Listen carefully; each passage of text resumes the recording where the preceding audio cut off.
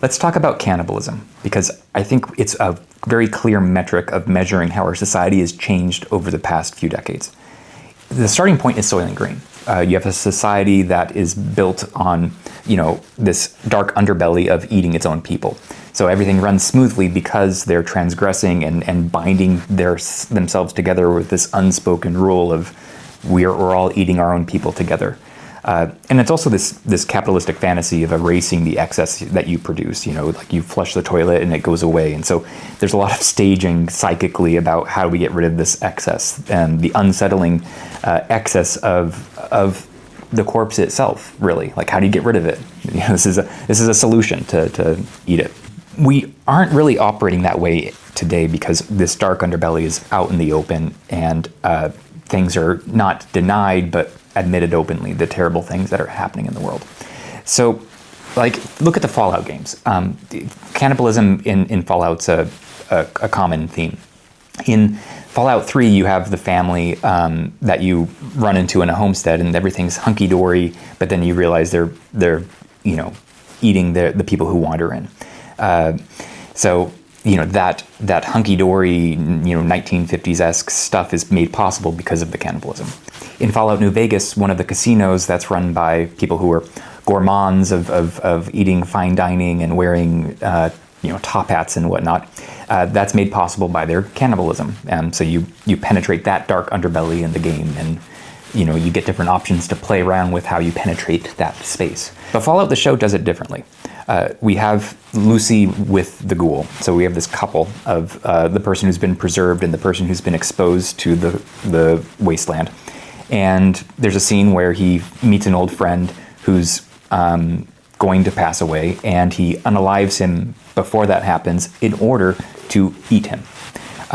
Sometimes you just got to eat a guy, is what he says. So there's this very close over proximity that we're getting here. We're in the position of Lucy. We're shocked by what the ghoul does, but we are being made to enter into the ghoul's position ourselves. So that's what the story of the show overall is. The preserved vault dweller has to penetrate this wasteland space and find how she personally is going to navigate this opened up world that's not bound by society or any way things should be. So the scene in Fallout is shocking because of its excess, but that excess is not building up of anything. It's not, putting off fighting for your own survival like it's the Donner Party. There's an excess that we fall into ourselves that doesn't build anything, and it's not even like building our own existence. It's an excess that we fall into on our own. When the world gets taken away and we're in this position of the opportunity to eat a guy, the ghoul just does it. That's a sort of drawing. So in Eyes Are the Best Part, it's not that racism and sexism pushes the protagonist into cannibalism. It's that those things open up the world for her to fall into cannibalism. It's different. Lapvona is zoomed out in a storyteller mode, so we're not getting that the proximity in that way, but we are too close to the cannibalism that happens in that story, and it sneaks up on us. It's not just the enduring the famine and then people are pushed to a point of cannibalism.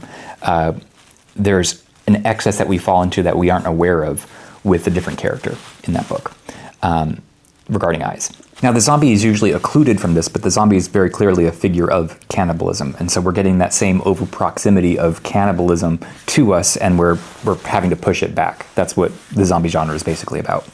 With Ling Ma's Severance, which happened, basically before the shifts in our culture today, we have a putting off of this cannibalism entirely by imagining the zombie as a non-violent figure. So we're literally defanging the zombie and erasing cannibalism itself from things. Severance is really striving towards the ghost, and it's getting out of being in the face of other people. And that is more in the realm of eradicating our desire to connect and not teaching us how to be cannibals, basically. Whereas with these other cannibalistic fictions, we're getting to the point where our existence is cannibalistic in terms of driving into the inner core of other people, and having that cannibalistic urge turned on us as well in that interaction. Cannibals bite each other. There's no last cannibal. There's a joke that psychoanalysts love to refer to about, the last cannibal, like, oh, I thought this was a cannibalistic society. Oh no, we just hate the last one.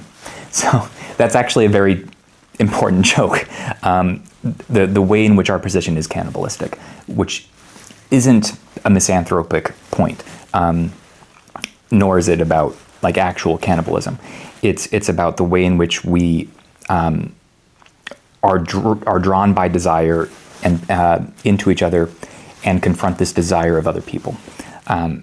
The eating of the other person is getting at their special inner stuff, this psychic thing.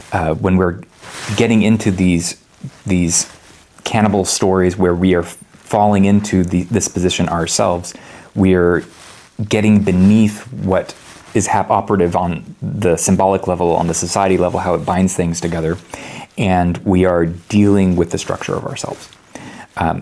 So this opening up of our world where we've eradicated this level of the Soylant Green, we can have things operating smoothly because we're transgressing things, in the role of cannibalism. We're getting to a different type of cannibalism that I think is nicely worth exploring without it being this thing that's focused on transgression or the power fantasies of eating the person, finding the person who's responsible for all the ills of the world and eating them, putting the violence on the right target. It is more hunger focused. It is more focused on that desire and struggling with that ourselves. So that's what, I think that's what the genre can do.